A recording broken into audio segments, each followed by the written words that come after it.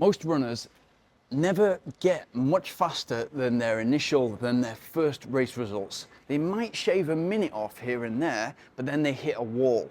Does it sound familiar?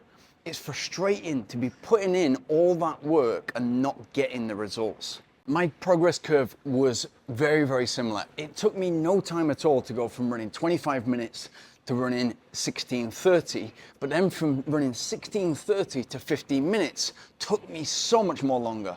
And it's because I didn't understand what I'm about to tell you in this video. What if I told you that the reason most runners stay stuck isn't their talent or the effort levels, it's their approach? Over the years, I've seen countless runners fall into the same trap, chasing faster times week after week, testing their limits every Saturday morning at park run, for example. It feels like progress for a while, but eventually it stops. Why? Because improving as a runner isn't about running fast every time. It's about running smart over time. Now, this happens a lot with a marathon, but you can kind of understand it. Marathon is a long way. You can only do 2 or 3 of them per year maximum. And maybe you go out there for the first time and you run your first marathon in, let's say, 3 hours and 30 minutes. But you've seen so many other people fail or so many other people suffer in the second half and the wheels fall off.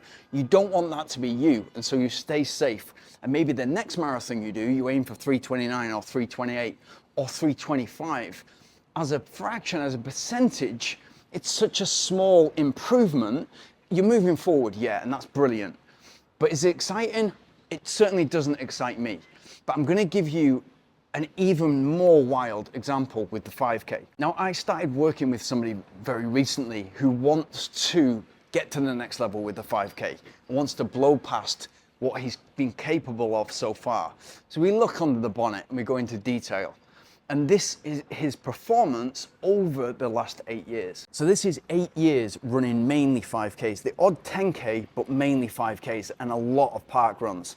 In 2016, so more than 8 years ago, got under 22 minutes. So already some capability there. And that's mainly because active sports life, keeps himself fit. In 2017, blew past 21 minutes and ran 20:20. So almost a 10% improvement from 2016 to 2017, which is brilliant. In 2018, he ran 30 seconds faster and ran 19:50. 2019 ran 19:15 and again similar, 35 seconds faster. So from 2016 to 2019, he's gone from 22 minutes to 19:15, which is a brilliant improvement. 2020 and 2021, now those are the COVID years, so there's some stagnation there and it might be because of that, but still 19:30 and then 19:05, so moving forward in 2021, but only by 10 seconds from 2019. So 2022, there's a breakthrough and he runs 18:50, so 15 seconds quicker than 2021. And then 2023 and 2024, he stuck around 18:50 to 19 minutes for 5K or the park run. So if we look at the overview, in 8 years, he's gone from running 22 minutes to running 18:50, so a 3-minute PB in 8 years. And granted, to be fair, a lot of that has happened in the first 6 years to running his PB in 2022.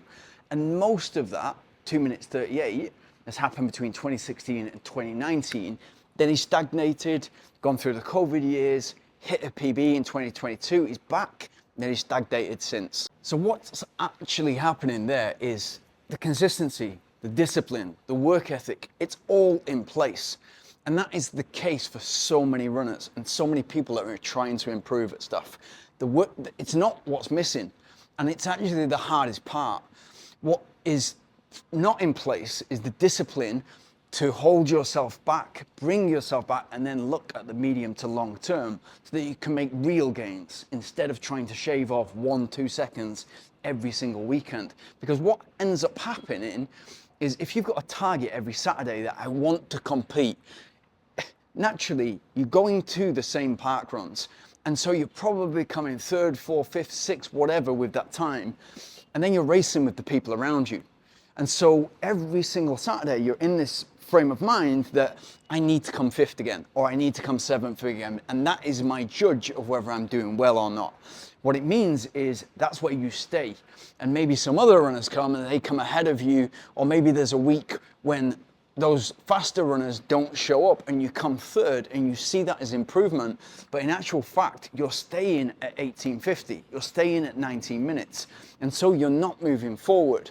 What it means for the training week is every single week looks pretty much the same.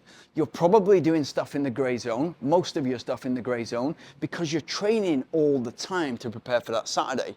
So my bet is, if you've got similar results to this, is your recovery runs and easy runs are too quick. There's too much effort in there, which means you've not got the real energy and effort to put into the key sessions that really count.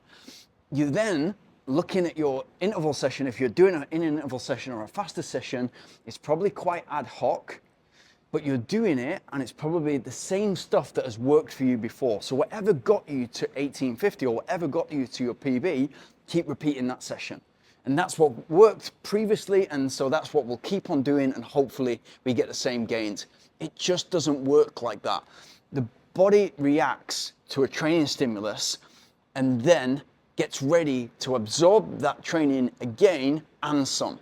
And that's what I always talk about, stretching the elastic band. You want to be stretching it, but not too far that you break it in terms of injury, but so you can stretch it further next time. Exactly the same with training in a simplified manner. What that looks like mentally is you are the guy who finishes in 19 minutes every Saturday and comes 5th place. And that is your identity.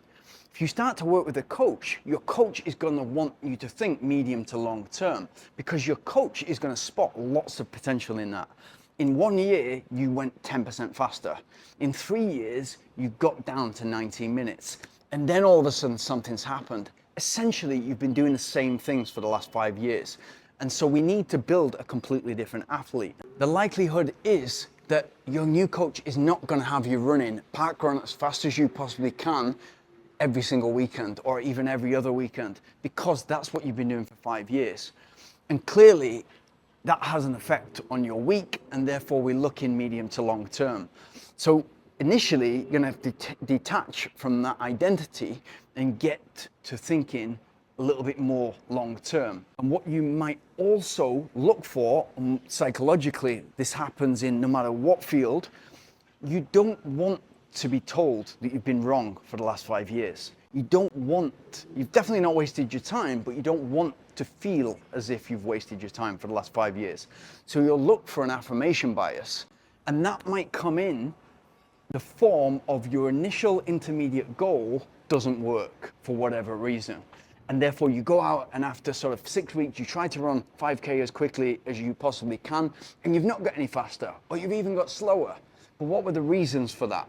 So you've got to give it time. A lot of people contact me who have currently got a coach, and they've been working with the coach for 1, 2, 3 months, 6 months, short amount of time. You've got to give it time. And unless there's absolutely no chemistry there and it's just not a fit, because the process takes time in order for that to kick in and really have a benefit for you. And the coach will always want the best for you, because then it's a win-win situation. But tell me, what do you think about that? The long-term strategy versus short-term wins. We're all guilty of doing this. We all want those quick wins. We all want those quick fixes. And especially with social media now, it's kind of quickly, we want to put something out there that gets us lots of likes, lots of kudos on Strava, etc. But are you guilty of this? And when you changed your thinking, what happened? I'd love to know.